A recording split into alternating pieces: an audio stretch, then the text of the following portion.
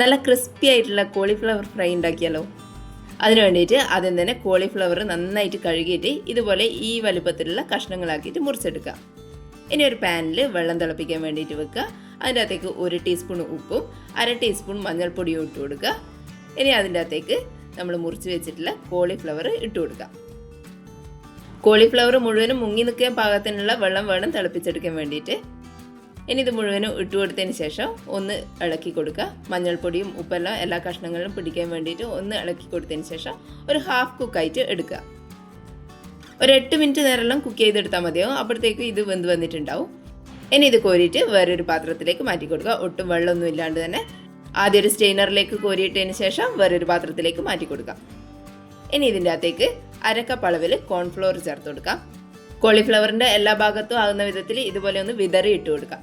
ഇനി ഇത് കോളിഫ്ലവറിൽ മുഴുവനായിട്ടും കൂട്ട് ചെയ്യുന്ന വിധത്തിൽ ഇതുപോലെ ഒന്ന് കുടഞ്ഞു കൊടുക്കാം. അല്ലെങ്കിൽ കൈകൊണ്ടോ അല്ലെങ്കിൽ സ്പൂൺ ഉപയോഗിച്ചിട്ടോ ഇതെല്ലാ ഭാഗത്തും ഒന്ന് പുരട്ടി കൊടുത്താൽ മതിയാവും. ഇതുപോലെ പൊടികളെല്ലാം നന്നായിട്ട് കോളിഫ്ലവറിൽ കൂട്ട് ചെയ്ത് വന്നിട്ടുണ്ട്. ഇനി ഒരു പാത്രത്തിൽ 1 കപ്പ് ബ്രെഡ് ക്രംസ് എടുക്കുക. അതിൻ്റെ അകത്തേക്ക് 1 ടീസ്പൂൺ ഉപ്പും 1/2 ടീസ്പൂൺ മുളക് പൊടിയും കൂടി ചേർത്ത് കൊടുക്കുക. ഇനി ഇതെല്ലാം കൂടി നന്നായിട്ടൊന്ന് മിക്സ് ചെയ്തെടുക്കാം. നന്നായിട്ട് മിക്സ് ചെയ്ത് കൊടുത്തതിന് ശേഷം അതൊന്ന് മാറ്റി വെക്കുക. ഇനി വേറൊരു പാത്രത്തിലേക്ക് 2 കോഴിമുട്ട പൊട്ടിച്ചൊഴിച്ചിട്ട് ഒന്ന് ബീറ്റ് ചെയ്തെടുക്കാം. ഇനി നമ്മൾ കോൺഫ്ലോറിൽ കൂട്ട് ചെയ്തിട്ടുള്ള കോളിഫ്ലവർ ഓരോന്നായിട്ട് എടുത്തിട്ട് ഈ മുട്ടേൻ്റെ അകത്ത് ഒന്ന് മുക്കി കൊടുക്കുക. അതിനുശേഷം ഈ ബ്രെഡ് ക്രംസിലും കൂടി നന്നായിട്ടൊന്ന് കോട്ട് ചെയ്തെടുക്കാം. ഇതുപോലെ നന്നായിട്ട് കോട്ട് ചെയ്തെടുത്തതിന് ശേഷം ഒരു പാത്രത്തിലേക്ക് എടുത്തു വെക്കാം. ഇതുപോലെ ബാക്കിയുള്ളത് മുഴുവൻ ഓരോന്നോരോന്നായിട്ട് ചെയ്തെടുക്കാം. മുഴുവനായിട്ടും ഇതുപോലെ ചെയ്തെടുത്തതിന് ശേഷം ഒരു പാത്രത്തിൽ എണ്ണ ചൂടാകാൻ വെക്കുക. എണ്ണ നന്നായിട്ട് ചൂടായിട്ടുണ്ടാവണം. അതിൻ്റെ അകത്തേക്ക് ഇത് ഓരോന്നോരോന്നായിട്ട് വെച്ച് കൊടുക്കാം.